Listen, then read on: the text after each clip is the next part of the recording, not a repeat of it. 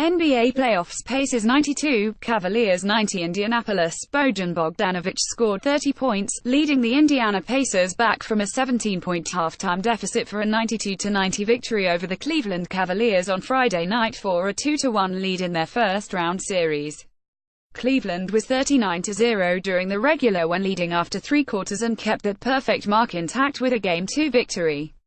The incredible second-half charge came exactly 1 year after Indiana blew a 26-point halftime lead in a historic playoff collapse against the Cavs. This time, the Pacers delivered a devastating blow to the three-time defending Eastern Conference champs, on a night LeBron James joined Michael Jordan as the only players in playoff history to record 100 double-doubles. James finished with 28 points and 12 rebounds, but it wasn't enough to prevent Cleveland from losing its first game this after leading following the third quarter. The biggest reason for the collapse: Bogdanovic. After charging back with striking distance, he completed a 4-point play to finally give the Pacers an 81-77 lead with 6:10 left. Bogdanovic followed that with another to make it a 7-point game.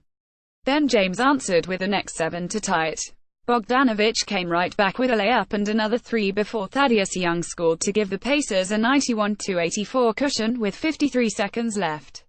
James knocked down a 3 to cut the deficit to 4, and the Cavs got another 3 from Kevin Love with 7 seconds left to make it 91-90. Darren Collison made one of 2 free throws with 5 seconds left, giving Cleveland one more chance. But J.R. Smith's long desperation heave came up short. Indiana's fans booed the refs loudly throughout the first half. Then they really got upset after watching Oladipo crash hard to the floor on the final play of the half. No foul was called and Oladipo slapped the floor before getting up and complaining. If that wasn't enough to upset the crowd, Larry Nance Jr. walked over and started yelling at Oladipo. That's when Young stepped in and tried to peacemaker. Nobody was called for a technical foul. The Cavaliers have lost 5 of 7 this to the Pacers and are 0-3 in Indianapolis. Cleveland is now 37-7 in the playoffs against the Eastern Conference since 2015.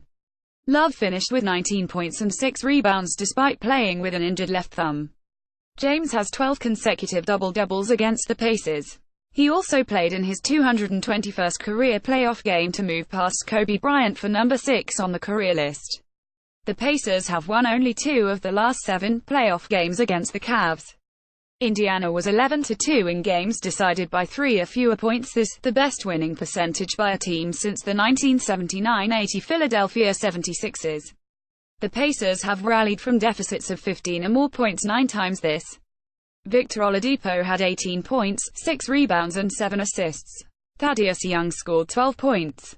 Thursday's late games: Pelicans 119, Trail Blazers 102. New Orleans, Nikola Mirotic scored a career playoff best 30 points to go with 8 rebounds, 3 steals and 1 block, and the New Orleans Pelicans beat the Portland Trail Blazers to take a commanding 3-0 lead in their first-round playoff series.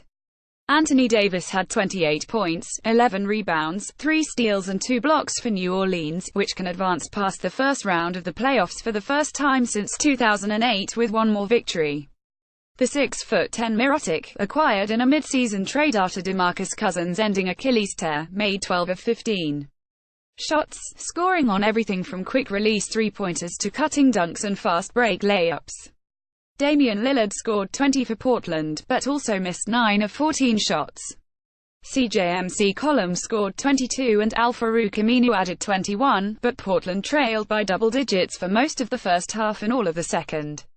Warriors 110, Spurs 97. San Antonio, Kevin Durant had 26 points, 9 rebounds and 6 assists, and the Golden State Warriors beat San Antonio for a 3-0 series lead over the Spurs, who were still reeling from the death of Greg Popovich's wife, Erin. Golden State can close the first-round series with a victory Sunday afternoon in San Antonio in Game 4. The Spurs were playing a day after the death of Erin Popovich, who passed away after battling an undisclosed long-term illness. Erin and Greg Popovich were married 4 decades and had 2 children and 2 grandchildren. "We are all hurting," Spurs veteran Manu Ginobili said after the morning shoot-around, Sports on April 21, 2018.